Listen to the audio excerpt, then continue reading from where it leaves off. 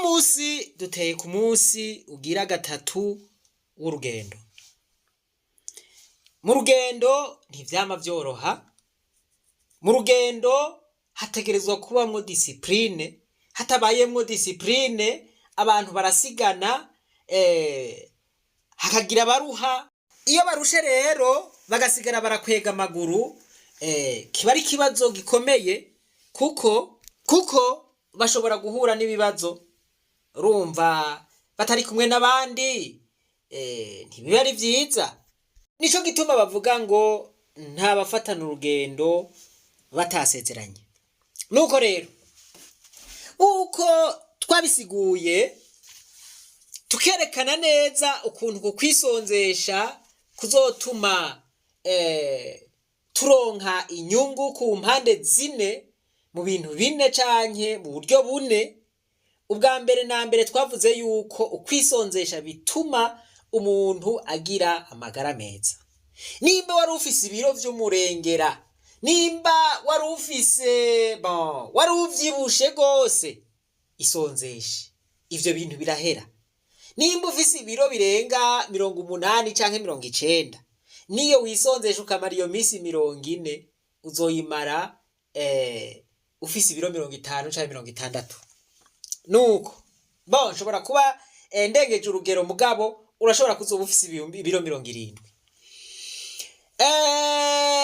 Twaravuze yuko kwisonzesha bituma umuntu agira amagara meza mu nda, akagira amagara meza no mu mutwe. Twarabonye yuko bituma umuntu yongereza ubwenge bukaja ku gihe. Twarabonye yuko umuntu ahaze cyangwa umuntu aguma arya adashobora kwiyumvira cyo kimwe n'umuntu yisonzesheje. Ico ni kimwe. Ikigira kabiri, twarabonye yuko umuntu iyo yisonzesheje akura mu vy'impwemu, kuko arategerezwa gusenga, ategerezwa kurimbura ku ijambo ry'Imana, ategerezwa no gusoma ijambo ry'Imana. Voilà. Ico ni kintu gituma rero umuntu akura mu vy'impwemu. Murumva tubivuga mu buryo bune. Voilà. Uburyo bwa gatatu twaravuze yuko mu gihe hari ibibazo vya politiki, mu gihe hari ingorane za politiki, harabagiye babikora. Ijambo ry'Imana riravuga ngo nta kintu gishasha kiriho ngaha kw'isi. Aha musi y'izuba nta kintu gishasha kiriho. Ingorane turimwo zaba za politike, zaba ingorane z'ubutunzi, n'abandi baraziciyemo. Rero ukwisonzesha gutuma ingorane za politike zihera. Iyo twaravuze disipline dukwiye kugira ngo ibibazo dufise, ibibazo turimwo bihere. Ico nibaza yuko ntokigarukako. Mwarabonye ingene ba Gandhi babikoze, mwarabonye ingene ba Martin Luther King babikoze n'abandi. Ubugira kane twarabonye yuko mu kibano, mu migenderanire, mu buzima bwa misi yose, ubuzima bw'abantu biragenda neza kuko abantu barafashanya, urukundo ruravyuka. Bamwe batagira ico bafungura, bamwe batagira ico bambara, bamwe bariko bararenganywa, bamwe bagwaye, abantu bakaja kubaraba bagafashanya. Voilà. Yuko bikenewe. Gushika n'ubu nguma mvuga ntibagabo, umuntu ataraja mu rugendo rw'amahoro turamuhaye karibu, turamuhaye ikaze, kuko nukuvuga ngo twebwe niyo twaruheza uyo muntu azoba homvye muri ubwo buryo bune mpejeje kuvuga. Ivy'amagara nta kizoba cinjiye kiretse ivyo yashizeyo bidakenewe, kumbure bishobora no kumuzanira ingwara. Voilà. Azoba wewe yinjije ibigwara, abandi nabo bazoba barabisohoye. Co ni kimwe. Ikigira kabiri, uwo muntu ivy'impwemu bizoba bitakuze, antuka ntazonganya n'umuntu yisonzesheje. Voilà. Ubugira gatatu, ivya politike twizeye yuko izo ngorane zizohera. Ubwa kane nivyo mperejeko. Uko rero mu rugendo abantu bagenda baraterana intege, kuko hari abo usanga bacitse intege, hari abo usanga barushe, ukabwira uti courage mes chers amis, courage. No, agatege vraiment. Shamwe agatege ne handi hoho. Voilà, shamwe agatege. ukabatera inkuru buke buke hanyuma mukabandanya mukabandanya.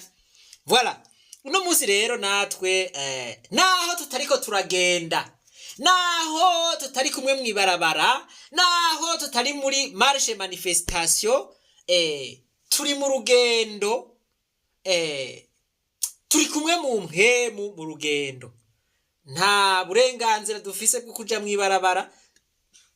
Iyaba twari dufise uburenganzira, iyaba igihugu cacu cari igihugu kimeze nk'ibindi bihugu vyose, aho batureka nka kurya bareka abanyamerika canke abahindi bakagira urugendo, tworugize tukagira urugendo rw'amahoro.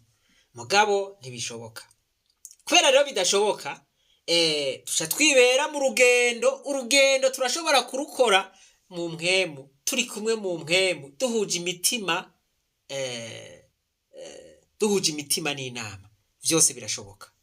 Twibukanye rya jambo ry'urufatiro rivuga ngo maze niyo abantu bitirirwa izina ryanje bicisha bugufi. Kwicisha bugufi twavuze yuko ari ukwisonzesha, bagasenga barondera mu nyonga hanje, bakava mu bibi vyabo, ngo jewe uhoraho nzobumva ndi mwijuru, ndababarira ivyaha vyabo kandi ndabakirize n'igihugu. Voilà, kino gihe igihugu cacu kiragwaye, si ivy'imbeshere. Kondisiyo dufise niyo yo kwisonzesha, dusengera igihugu, tukitandukanya n'ikibi, tukiyeza. Voilà, hanyuma tugakora n'ibikorwa. Navuze ingene dushobora kwigenza muri runo rugendo. Ariko rero nagomba duhanurane, duhane impanuro, ntihagire ugira ibitari vyo. Nagomba dusabikanyira ijambo ry'Imana riri muri Matayo igice ca 6 ku murongo w'16. Haravuga ngo, umutwe w'amajambo uvuga ngo kwisonzesha. Mwibuke ko Yesu yisonzesha, mwibuke ko n'abandi bose bisonzesha, abatumwa barisonzesha canke abigisha barisonzesha, abigishwa barisonzesha. Twebwe rero nitwe tutokwisonzesha. Matayo igice ca 6 ku murongo wa 16 haravuga ngo, kandi iyo mwisonzesha ntimwijigwe nk'uko za ndyarya zibigira, kuko biyoberanya mu maso ngo babonwe n'abantu ko bisonzesheje. Ndababwire ukuri, baramaze guhabwa impera zabo. Ariko weho niwisonzesha, wisige amavuta mu mutwe, wiyuhagire mu maso, ngo ntubonwe n'abantu ko wisonzesheje, ariko ubonwe na so aba mu mpisho, kandi so abona ivyo mu mpisho azoguhera. Voilà, iryo ni ijambo ry'Imana. Muti dushimira Imana ivyo turiko turagira, ukwisonzesha turiko turagira. Reka ibintambara yo mu gacerere, mugabe ibintambara strategique, la guerre du silence stratégique. Reka ibintambara bantu b'Imana, mugakurikiza ibi bintu, tugakurikiza ibi bintu, je ndababwiye yuko tuzotsinda urugamba. Reka ibintambara y'agacerere, mugabe ibintambara strategique. Ijambo ry'Imana rivuga ngo tugwana, ngo ntitugwana nabo mubiri, tugwana n'impwemu mbi z'ahantu ho mwijuru. Voilà, intambara yacu rero ni intambara yo mu mpwemu. Kandi ukwizera murazi yuko kwama kujana n'ibikorwa. La foi doit être accompagnée par les œuvres. Rero iri jambo ry'Imana riratubwiye ngo ntitumere nka za ndyarya zija ngaho zikerekana yuko bakajonjogora, bakerekana yuko bisize iminyota, bisize ibiki, bambaye amagunira. Oya, sivyo. Ubu ivyo sivyo Imana itugomba ko. Imana igomba yuko ivyo bibera mu gacerere, bibera mu mitima yacu. Voilà, bibere mu mitima yacu. Ntugende uraririmba ngo yango je nisonzeshe, gize ukugurira amata canke akakugurira inzoga, ntumwankira umubwira ngo nisonzesheje jewe. Oya, mushimire, mubwire uti murakoze, ariko nzoyinywa hanyuma. ukavuga uti ubu numva bidakwiye ko ntushobora kuyifata, aho uba wihereje. Ntuze kwirirwa uravuga ngo urumva ngo ntuzi ko twisonzesha iki, ngo mbega wowe umeze gute. Si ibintu rero vyo kugenda uravugira hejuru, ariko umuntu woshobora kumutumira canke ukamubwira uti hariho ikintu gitegekanijwe, turiko turakora igikorwa iki niki, ubona yuko yoshobora kuvyumva ukamutumira. Nuko rero uko kwisonzesha rero si ibintu bitegerezwa guherera ngaho.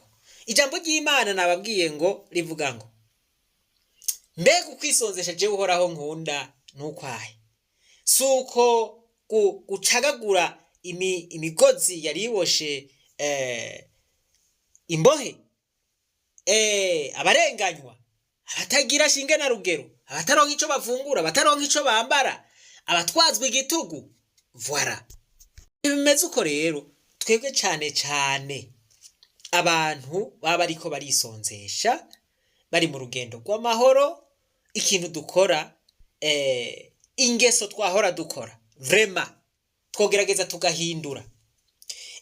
Ntugu muri wa wundi abantu bapfume babona hari cahindutse kuri wewe. Nimba wahora utukana, nimba wahora ugira ibi vy'ubube gito niki, babone wahinduye vraiment ingeso, bagire bati bagutangarire bati none naka ubu bimeze gute, yabaye iki ko atakigira vya bindi. Gihe ugira ubudasa n'ubuzima warusanzwe ubayemo, nivyo vyiza, nivyo vyoturanga ko turi abana b'Imana. Nico gituma twashimye kwiyeza kugira ngo Imana ibanze duharire ivyaha vyacu, hanyuma tuje mu bindi turabagororotsi. Nyamukuru ni iryahe? Ni iryuko tutoba abahipokrite canke ngo tube indyarya mu kwigira nka babandi bose. Oya, ahubwo twebwe tube abantu batandukanye n'abo bandi. Ntitube abantu biyereka ngo turiko turisonzesha, hanyuma abantu baturaba bakabona turacari babandi, ntitwigeze duhinduka. Aho twoba turi indyarya, ntaho twoba dutaniye n'abagenda bakirirwa bariyereka ngo barisonzesheje, hanyuma bakaba bariko bariba canke bakora ubundi bube gito. Mu cigwa gikurikira turaza kubereka ingene ingorane za politike zishimikiye kwivangura ry'amoko, zishigikiye ku karenganyo zahagaze canke zatorewe inyishu hariya muri Amerika. Muraza gutahura ubushobozi bw'urugendo, muraza gutahura ubushobozi abantu bafise mu gihe hari ishaka. Turabereka Martin Luther King ingene yabikoze, turabereka n'ukuntu vyateye imbere bigatuma haba ibiganiro vyatumye abanyamerika babirabure bangana imbere y'amategeko n'abazungu. Bereka ijambo Martin Luther King yavuze rihindura imitima ya benshi kw'isi, rituma n'amakungu acamuha agashimwe k'amahoro. Rero yuko kugira urugendo rw'amahoro ari ibintu vyiza, ni ibintu bidatuma haba imvururu, ni ibintu bidatuma haseseka amaraso, ni ibintu bidatuma haba ivyononekara. Rero urugendo tugwiyumvemwo, uru rugendo je ndizeye yuko ruzodushikana ahantu heza, maze tugaruze umunezero Satani yatunyaze.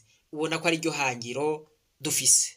Imana nibahezagire. Mu cigwa gikurikira tuca tubaha ivyo tubemereye. Reka twibananize rwa rugendo rwacu, maze tugaruze umunezero Satani yatunyaze. Umuntu atarashika mu ishuri ry'abarundi bose turamuhaye kaze.